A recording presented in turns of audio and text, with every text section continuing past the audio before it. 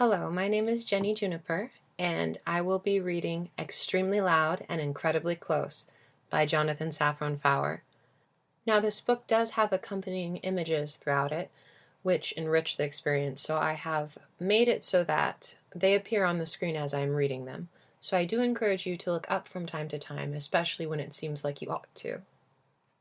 Thank you for listening. Chapter 1. What the? What about a tea kettle?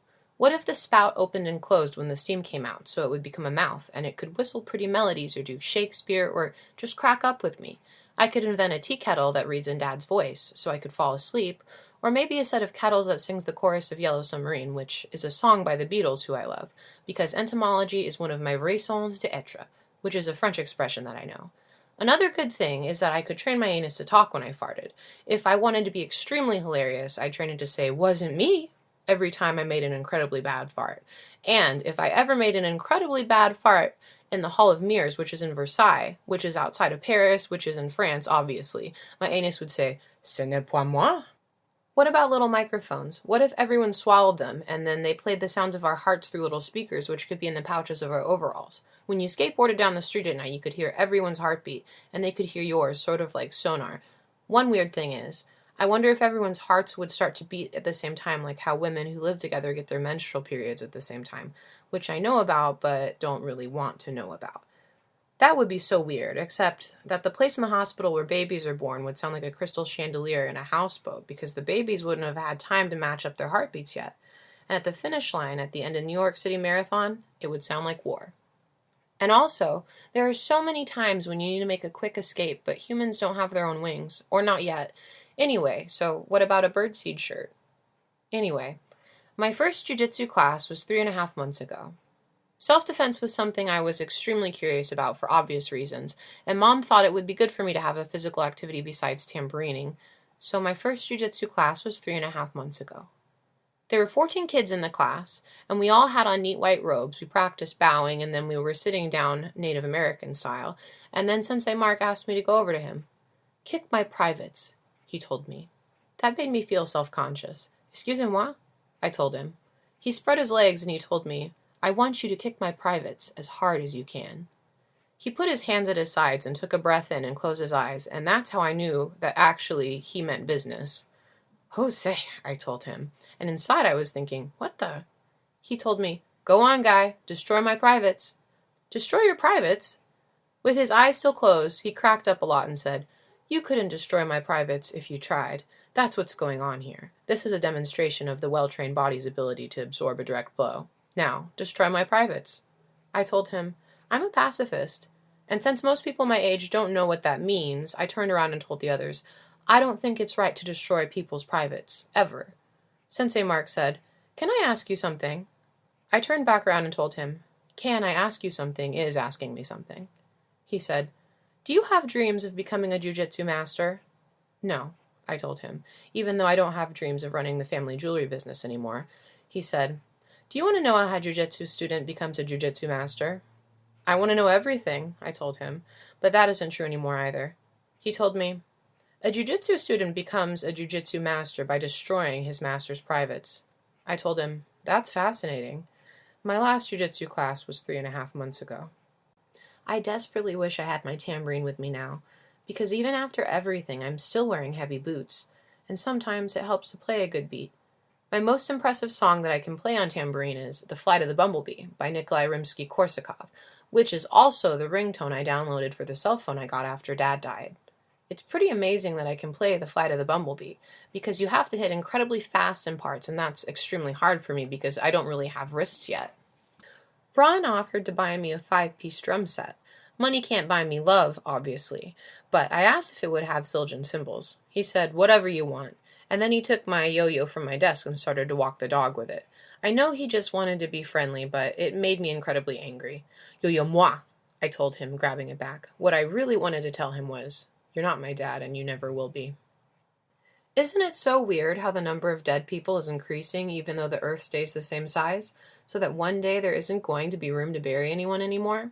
For my 9th birthday last year, Grandma gave me a subscription to National Geographic, which she calls the National Geographic. She also gave me a white blazer, because I only wear white clothes, and it's too big to wear, so it'll last me a long time. She also gave me Grandpa's camera, which I loved for 2 reasons. I asked why he didn't take it with him when he left her. She said, maybe he wanted you to have it. I said, but I was negative 30 years old. She said, still. Anyway, the fascinating thing was that I read in National Geographic that there are more people alive now than have died in all human history. In other words, if everyone wanted to play Hamlet at once, they couldn't because there aren't enough skulls. So what about skyscrapers for dead people that were built down?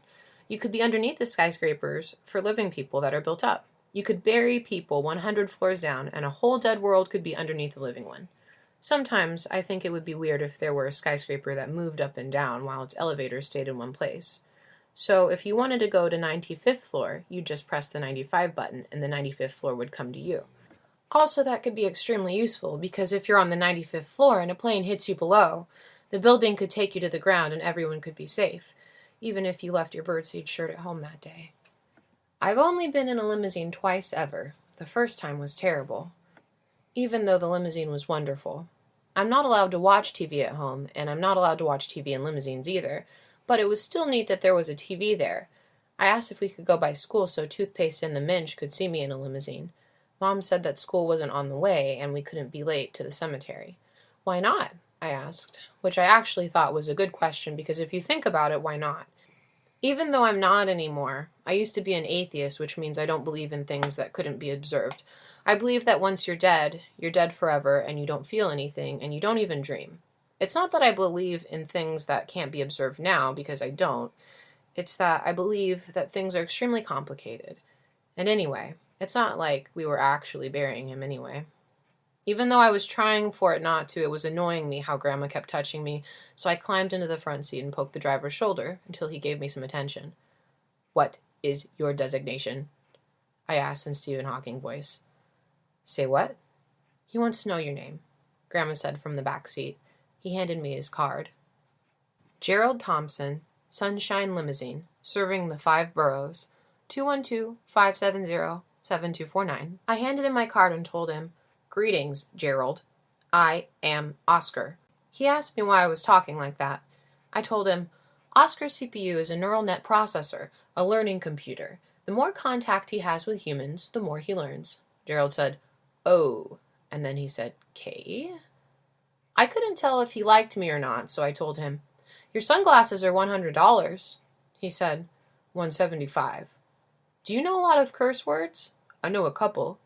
I'm not allowed to use curse words. Bummer. What's bummer? It's a bad thing.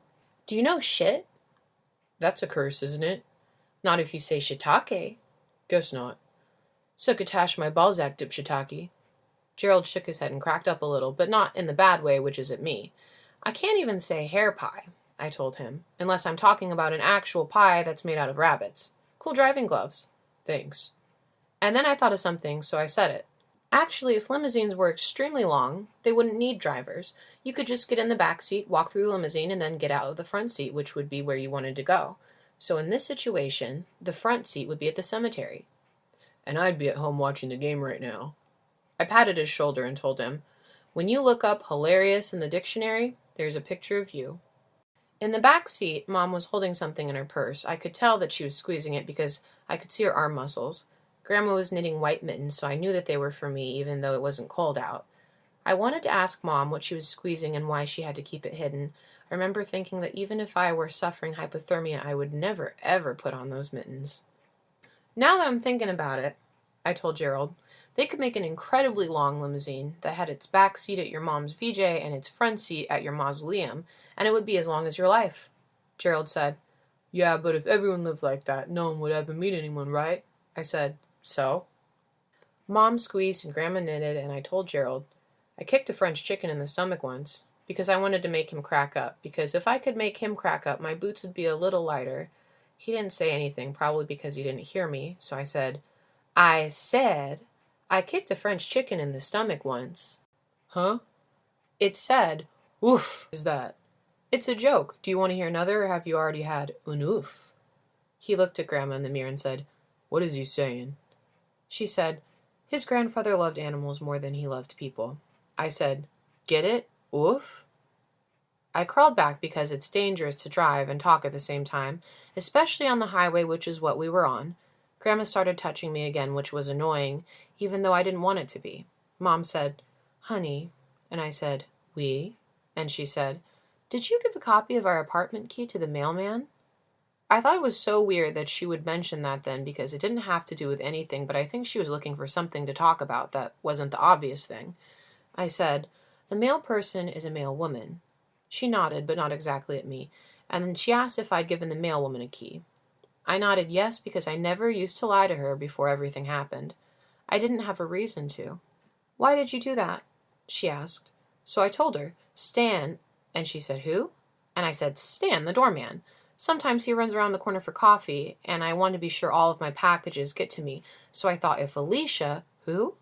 "The mail woman. If she had a key, she could just leave things inside our door." "But you can't give a key to a stranger." "Fortunately, Alicia isn't a stranger. We have lots of valuable things in our apartment." "I know. We have really great things. Sometimes people who seem good end up not as good as you think or would have hoped, you know? What if she had stolen your things?" "She wouldn't." "But what if?" "But she wouldn't." "Well, did she give you a key to her apartment?" She was obviously mad at me, but I didn't know why. I had done nothing wrong, or if I had, I didn't know what it was, and I definitely didn't mean to do it. I moved over to Grandma's side of the limousine and told Mom, why would I need a key to her apartment? She could tell that I was zipping up the sleeping bag of myself, and I could tell that she didn't really love me. I knew the truth, which was that if she could have chosen, it would have been my funeral we were driving to.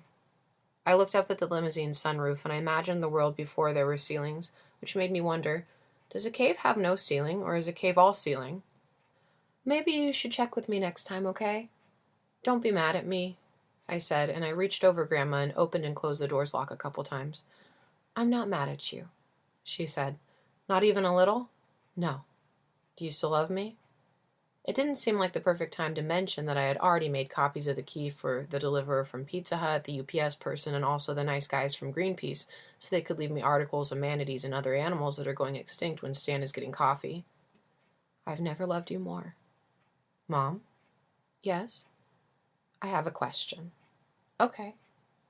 "What are you squeezing in your purse?" She pulled out her hand and opened it, and it was empty. "Just squeezing," she said.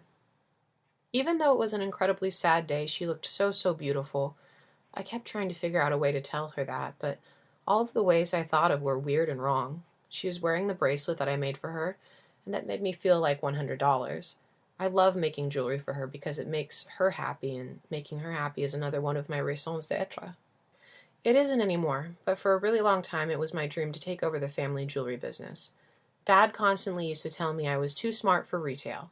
That never made sense to me because he was smarter than me, so if I was too smart for retail, then he really must have been too smart for retail. I told him that. "First of all," he told me, "I'm not smarter than you, I'm more knowledgeable than you, and that's only because I'm older than you. Parents are always more knowledgeable than their children, and children are always smarter than their parents." "Unless that child's a mental retard," I told him. He didn't have anything to say about that. "You said first of all, so what's second of all?" "Second of all, if I'm so smart, then why am I in retail?" "That's true," I said. And then I thought of something. "But wait a minute. It won't be the family jewelry business if no one in the family is running it." He told me, "Sure it will. It'll just be someone else's family." I asked, "Well, what about our family? Will we open a new business?" He said, "We'll open something."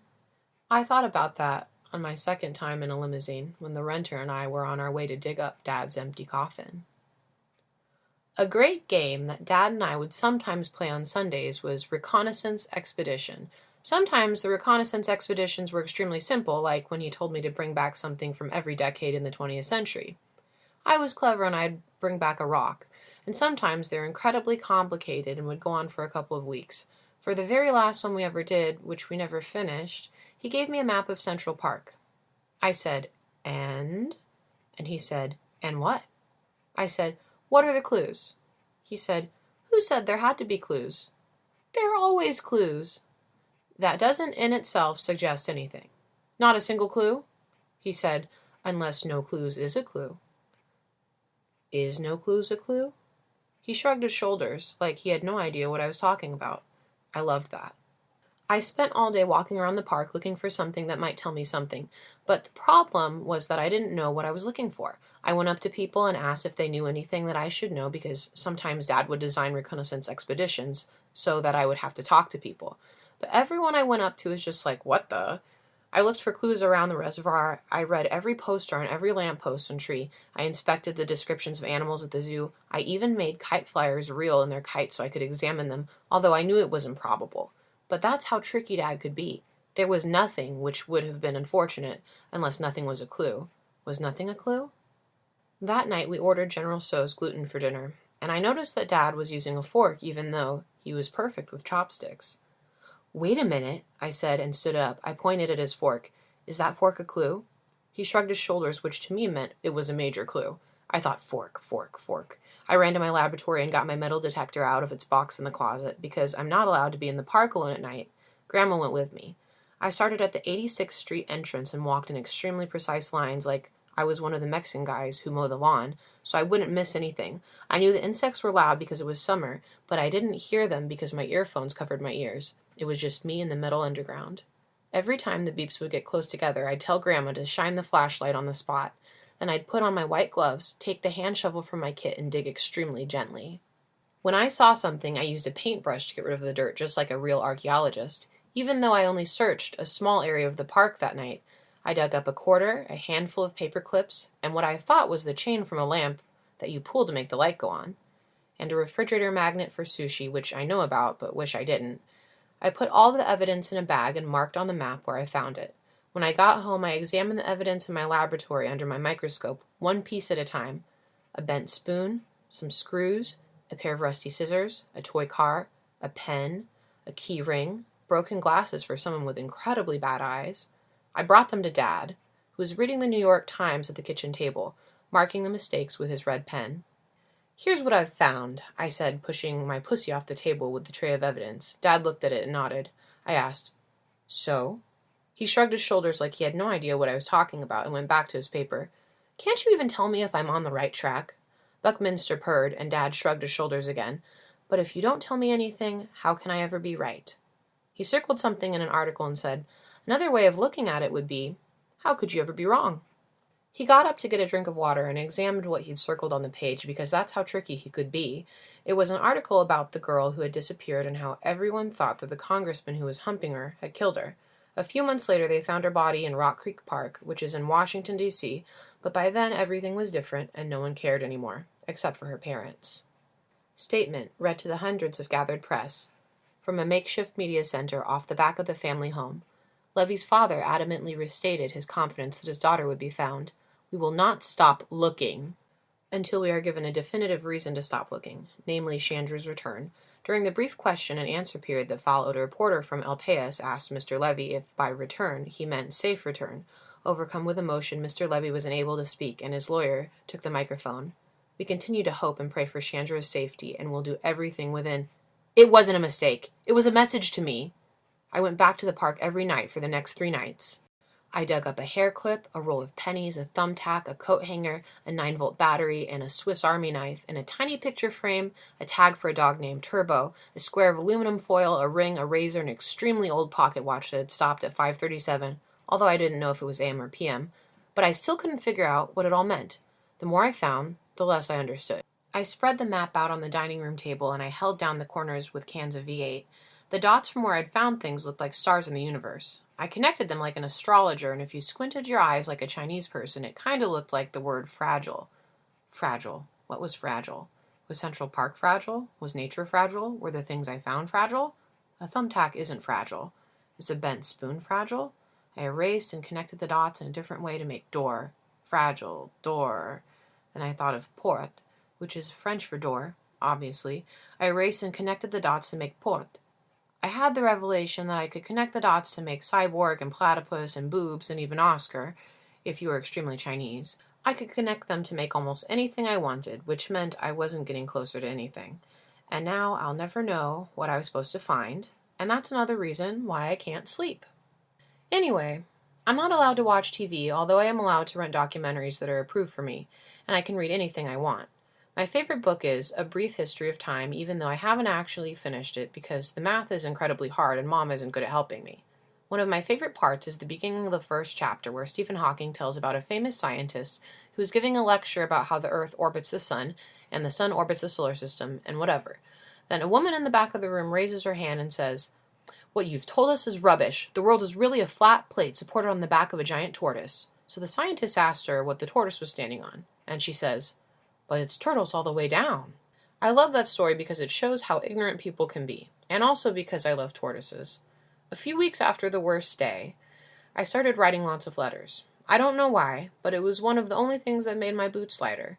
One weird thing is that instead of using normal stamps, I used stamps from my collection, including valuable ones, which sometimes made me wonder if what I was really doing was trying to get rid of things. The first letter I wrote was to Stephen Hawking. I used a stamp of Alexander Graham Bell. "Dear Stephen Hawking, can I please be your protege? Thanks, Oskar Shell." I thought he wasn't going to respond because he was such an amazing person and I was so normal, but then one day I came home from school and Stan handed me an envelope and said, "You've got mail," in an AOL voice that I taught him. I ran up the 105 stairs to our apartment and ran into my laboratory and went into my closet and turned on my flashlight and opened it. The letter inside was typed, obviously because Stephen Hawking can't use his hands because he has amyotrophic lateral sclerosis, which I know about, unfortunately. "Thank you for your letter. Because of the large volume of mail I receive, I am unable to write personal responses. Nevertheless, know that I read and save every letter, with the hope of one day being able to give each the proper response it deserves. Until that day, most sincerely, Stephen Hawking." I called Mom's cell. "Oskar? You picked up before it rang. Is everything okay? I'm going to need a laminator." "A laminator. There's something incredibly wonderful, and I want to preserve it." Dad always used to tuck me in, and he'd tell the greatest stories, and we'd read the New York Times together, and sometimes he'd whistle "I Am the Walrus" because that was his favorite song, even though he couldn't explain what it meant, which frustrated me. One thing that was so great was how he could find a mistake in every single article that we looked at. Sometimes they were grammar mistakes, sometimes they were mistakes with geography or facts, and sometimes the article just didn't tell the whole story. I loved having a dad who was smarter than the New York Times, and I loved how my cheek could feel the hairs on his chest through his t-shirt and how he always smelled like shaving, even at the end of the day. Being with him made my brain quiet. I didn't have to invent a thing. When Dad was tucking me in that night, the night before the worst day, I asked if the world was a flat plate supported on the back of a giant tortoise. "Excuse me? It's just that why does the Earth stay in place instead of falling through the universe?" "Is this Oskar I'm tucking in? Has an alien stolen his brain for experimentation?" I said, "We don't believe in aliens." He said, "The Earth does fall through the universe. You know that, buddy. It's constantly falling towards the sun. That's what it means to orbit." So I said, "Obviously, but why is there gravity?" He said, "What do you mean, why is there gravity? What's the reason? Who said there has to be a reason?" No one did exactly. My question was rhetorical. "What's that mean?" It means I wasn't asking it for an answer, but to make a point. What point? That there doesn't have to be a reason. But if there isn't a reason, then why does the universe exist at all? Because of sympathetic conditions. So then why am I your son? Because Mom and I made love, and one of my sperm fertilized one of her eggs. Excuse me while I regurgitate. Don't act your age. Well, what I don't get is why do we exist? I don't mean how, but why? I watched the fireflies of his thoughts orbit his head. He said, "We exist because we exist." What the? We could imagine all sorts of universes, unlike this one, but this is the one that happened. I understood what he meant, and I didn't disagree with him, but I didn't agree with him either. Just because you're an atheist, that doesn't mean that you wouldn't love for things to have reasons for why they are. I turned on my shortwave radio, and with Dad's help I was able to pick up someone speaking Greek, which was nice. We couldn't understand what he was saying, but we lay there looking at the glow-in-the-dark constellations on my ceiling and listened for a while.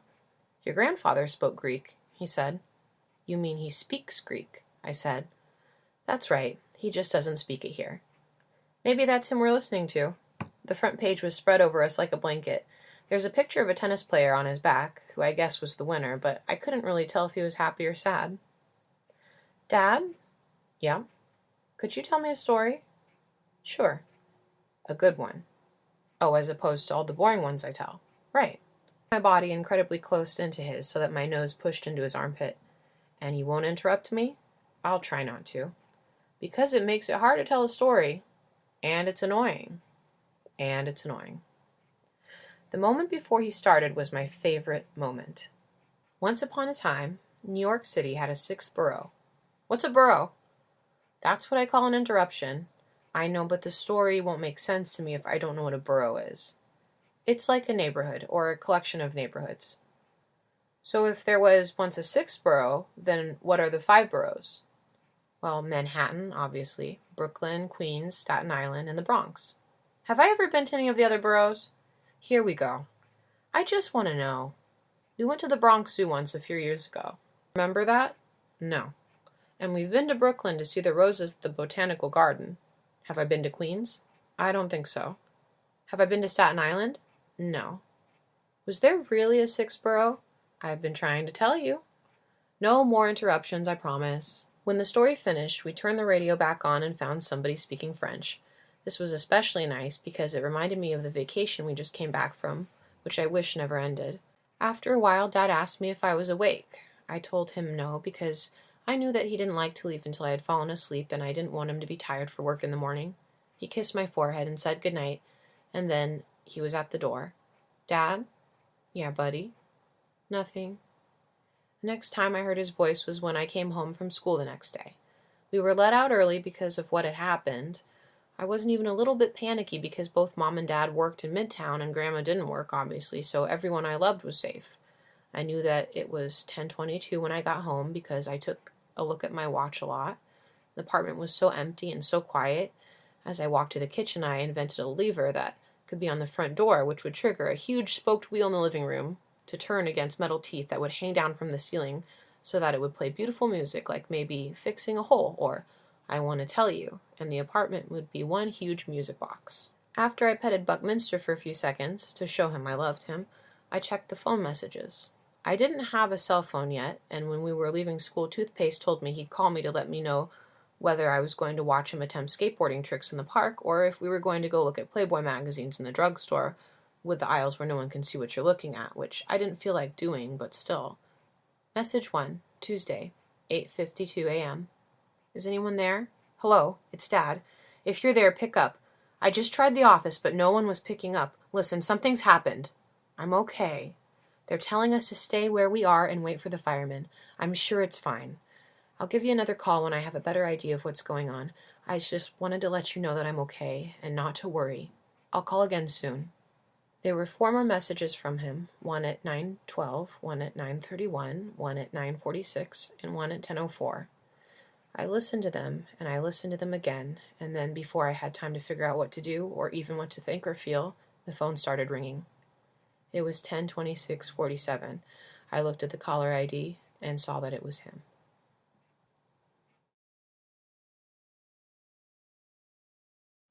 Why I'm Not Where You Are. 5/21/63. To my unborn child, I haven't always been silent. I used to talk and talk and talk. I couldn't keep my mouth shut. The silence overtook me like a cancer. It was one of my first meals in America. I tried to tell the waiter, "The way you just handed me that knife, that reminds me of..."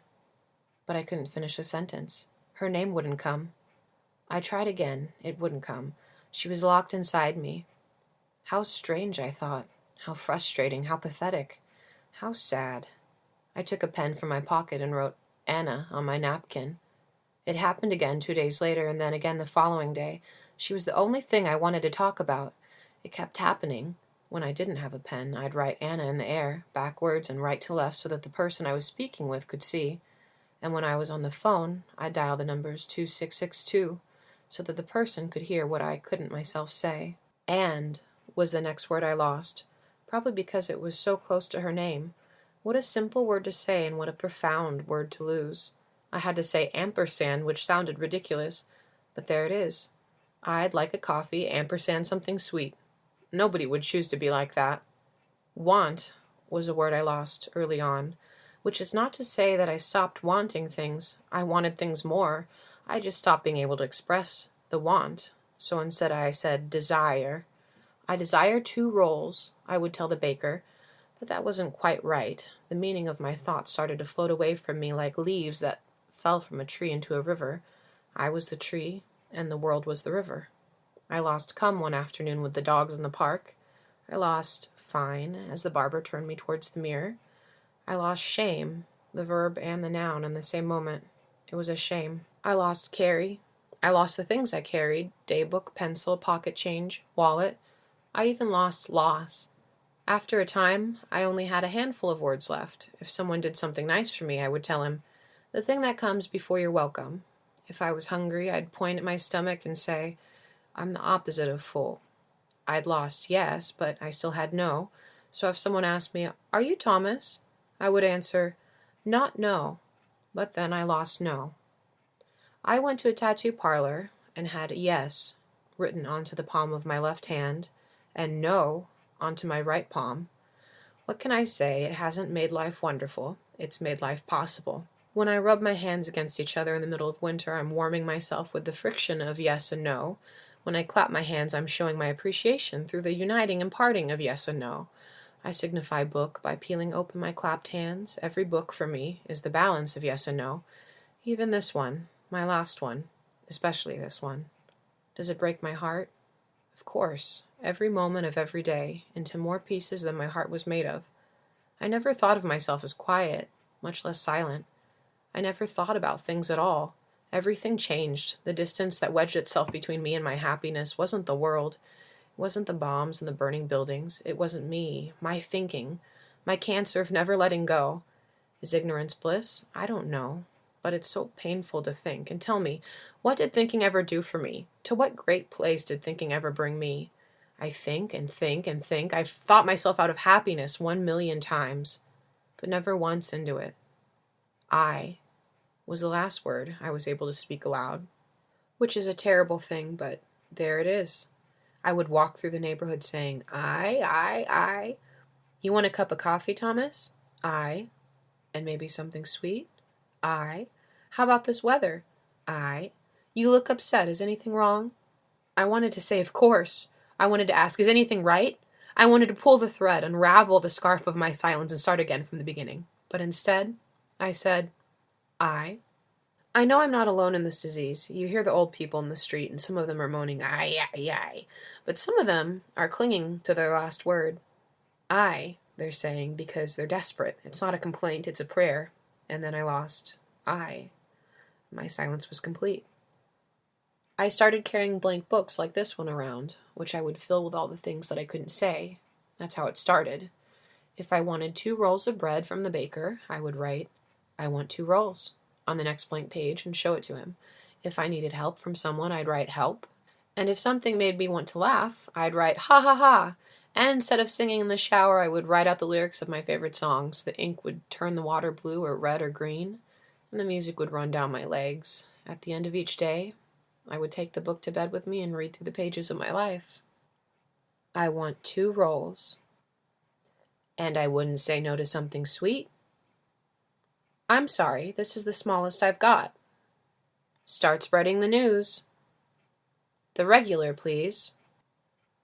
Thank you, but I'm about to burst. I'm not sure, but it's late. Help! Ha ha ha. It wasn't unusual for me to run out of blank pages before the end of the day, so should I have to say something to someone on the street or in the bakery or at the bus stop, the best I could do was flip back through the daybook and find the most fitting page to recycle. If someone asked me, "How are you feeling?" it might be that my best response was to point at, "The regular, please," or perhaps, and I wouldn't say no to something sweet. When my only friend, Mr. Richter, suggested, "What if you tried to make a sculpture again?" What's the worst thing that could happen? I shuffled halfway into the filled book. I'm not sure, but it's late. I went through hundreds of books, thousands of them. They were all over the apartment. I used them as doorstops, paperweights. I stacked them if I needed to reach something. I slid them under the legs of wobbly tables. I used them as trivets and coasters to line the bird cages and to swat insects from whom I begged forgiveness. I never thought of my books as being special, only necessary. I might rip out a page. I'm sorry, this is the smallest I've got. To wipe up some mess or empty a whole day to pack up an emergency light bulb kit. I remember spending an afternoon with Mr. Richter in the Central Park Zoo. I went weighted down with food for the animals. Only someone who'd never been an animal would put up a sign saying not to feed them. Mr. Richter told a joke. I tossed hamburger to the lions, and he rattled the cages with his laughter. The animals went to the corners. We laughed and laughed together and separately, out loud and silently. We were determined to ignore whatever needed to be ignored, to build a new world from nothing if nothing in our world could be salvaged. It was one of the best days of my life, a day during which I lived my life and didn't think about my life at all. Later that year, when snow started to hide the front steps, when morning became evening as I sat on the sofa buried under everything I'd lost, I made a fire and used my laughter for kindling. Ha ha ha! I was already out of words when I met your mother. That may have been what made our marriage possible. She never had to know me. We met at the Columbian Bakery on Broadway. We'd both come to New York lonely, broken, and confused. I was sitting in the corner stirring cream into coffee, around and around like a little solar system. The place was half empty, but she slid right up next to me. "You've lost everything," she said, as if we were sharing a secret. "I can see." If I had been someone else in a different world, I'd have done something different, but I was myself and the world was the world, so I was silent. "It's okay," she whispered, her mouth too close to my ear. "Me too. You can probably see it from across the room. It's not like being Italian. We stick out like sore thumbs. Look at how they look. Maybe they don't know that we've lost everything, but they know that something's off." She was the tree and also the river flowing away from the tree. "There are worse things," she said. "Worse than being like us. Look, at least we're alive." I could see that she wanted those last words back, but the current was too strong. "And the weather is $100 also. Don't let me forget to mention." I stirred my coffee. "But I hear it's supposed to get crummy tonight, or that's what the man on the radio said anyway." I shrugged. I didn't know what crummy meant. "I was going to go buy some tuna fish at the A&P. I clipped some coupons from the post this morning. There are 5 cans for the price of 3. What a deal. I don't even like tuna fish. It gives me stomach aches, to be frank, but you can't beat that price." She was trying to make me laugh, but I shrugged my shoulders and stirred my coffee. "I don't know anymore," she said. "The weather is $100, and the man on the radio says it's going to get crummy tonight, so maybe I should just go to the park instead, even if I burn easily. And anyways, it's not like I'm going to eat the tuna fish tonight, right? Or ever, if I'm being frank. It gives me stomach aches, to be perfectly frank. So there's no rush in that department. But the weather, now that won't stick around. Or at least it never has. And I should tell you also that my doctor says getting out is good for me. My eyes are crummy, and he says that I don't get out nearly enough, and that if I got out a little more, if I were a little less afraid." She was extending a hand that I didn't know how to take, so I broke its fingers with my silence, and she said, "You don't want to talk to me, do you?" I took my daybook out of my knapsack and found the next blank page, the second to last. "I don't speak," I wrote. "I'm sorry." She looked at the piece of paper, then at me, then back at the piece of paper. She covered her eyes with her hands and cried. Tears seeped between her fingers and collected in the little webs. She cried and cried and cried. There weren't any napkins nearby, so I ripped the page from my book, "I Don't Speak, I'm Sorry," and used it to dry her cheeks. My explanation and apology ran down her face like mascara. She took my pen from me and wrote on the next blank page of my daybook, the final one, "Please marry me." I flipped back and pointed at "ha ha ha." She flipped forward and pointed at "Please marry me." I flipped back and pointed at "I'm sorry, this is the smallest I've got." She flipped forward and pointed at "Please marry me." I flipped back and pointed at "I'm not sure, but it's late." She flipped forward and pointed at "Please marry me." And this time put her finger on "please" as if to hold down the page and end the conversation, or as if she were trying to push through the word and into what she really wanted to say. I thought about life, about my life, the embarrassments, little coincidences, the shadows of alarm clocks on bedside tables. I thought about my small victories and everything I'd seen destroyed. I'd swum through mink coats on my parents' bed while they hosted downstairs. I'd lost the only person I could have spent my only life with. I'd left behind 1,000 tons of marble. I could have released sculptures. I could have released myself from the marble of myself. I'd experienced joy, but not nearly enough. Could there be enough? The end of suffering does not justify the suffering, and so there is no end to suffering. What a mess I am, I thought. What a fool. How foolish and narrow. How worthless. How pinched and pathetic. How helpless. None of my pets know their own names. What kind of person am I? I lifted her finger like a record needle and flipped back one page at a time. Help.